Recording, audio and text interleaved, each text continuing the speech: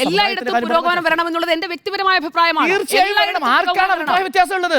എല്ലാ സമുദായത്തിലും വരണം. പക്ഷേ സമുദായത്തിൽ എവിടെ ഉള്ളത് പറയും. എല്ലായിടത്തും വരണം. മറ്റേത് വിഷയത്തിലാണ് നിങ്ങൾ ക്ലബ് ചെയ്യുന്ന പറയും? എല്ലായിടത്തും പുരോഗമനം വരണമെന്ന് പറയൂ. ഏത് മതത്തിലാണ് മേൽവസ്ത്രം അഴിച്ച് ക്ഷേത്ര ദർശനവുമായി ബന്ധപ്പെട്ട വിഷയമുള്ളത്? നമുക്ക് ചർച്ച ചെയ്യാം. പറയൂ, ഏത് മതത്തിലാണ്? ഹജ്ജിന് പോകുമ്പോൾ പ്രത്യേക വസ്ത്രം ധരിച്ചാണോ പോകുന്നത്, അതോ താങ്കൾ കറുത്ത പാന്റും കറുത്ത ഷർട്ടും ഇട്ടാണോ പോകുന്നത്? മനസ്സിലായില്ല. ഹജ്ജ് നിർവഹിക്കാൻ പോകുമ്പോൾ പ്രത്യേക വസ്ത്രം ധരിച്ചു തന്നെയല്ലേ പോകുന്നത്? പറയുന്നത് ഇന്ത്യയിലെ കാര്യമാണോ സൗദിയിലെ കാര്യമാണോ? വിശ്വാസത്തിന്റെ കാര്യമാണല്ലോ താങ്കൾ പറഞ്ഞത്. സൗദിയിലെ കാര്യം. കേരളത്തിൽ നിന്ന് ഹജ്ജിന് പോകുന്നവരും എങ്ങനെയാണ്? അതിന് ഓരോന്നിനും നിഷ്കർഷയുണ്ട്. ആ നിഷ്കർഷ അനുസരിച്ചാണ്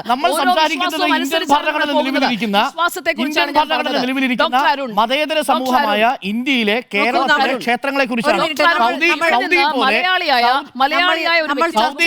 ഒരു മതപരമായ സൗദി പോലെ ഒരു റിലീജിയസ് ആയ ഒരു രാജ്യത്തിലെ ഒരു ആചാരത്തെ കുറിച്ച് കേരളത്തിൽ ഇരുന്ന് ഞാൻ ഹജ്ജിലെ ഡ്രസ്സ് മാറണമെന്ന് പറയുന്നത് എന്താ സംബന്ധമാണ്? ഒന്നാമത്തെ കാര്യം നമ്മൾ ചർച്ച ചെയ്യുന്നത് ഈ സന്യാസി സച്ചിദാനന്ദ പ്രതികരിച്ച ഒരു കാര്യമാണ്.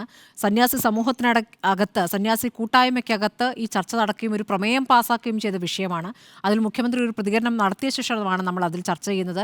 അത് എന്താ പറയുക, ഹിന്ദു സമൂഹത്തിന് പുറത്തുനിന്ന് വന്ന ചർച്ചയല്ല, അതിനകത്ത് വന്ന ചർച്ചയാണ്. അതിൽ പുരോഗമനപരമാണോ, അത് വിശ്വാസവുമായി ബന്ധപ്പെട്ടതാണോ എന്നുള്ളതാണ്. വിശ്വാസവുമായി ബന്ധപ്പെട്ടതല്ല എന്ന് സന്യാസിമാർ തന്നെ പറയുകയാണ്. അതാണ് നമ്മൾ ചർച്ച ചെയ്യുന്നത്.